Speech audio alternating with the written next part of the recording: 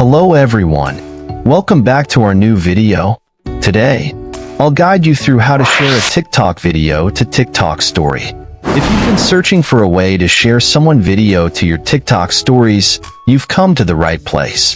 But before we get started, don't forget to like this video and subscribe to our channel for more tutorials and tips. Now, let's start. To share a TikTok video to your TikTok story, first of all, open the TikTok app on your mobile device. Once you're in TikTok, find the video you want to share. You can choose from your friends' videos or any other video on TikTok that allows sharing. Now, on the right side of the video, you will see various options. Tap on the share icon. A new pop-up screen will appear with various sharing options.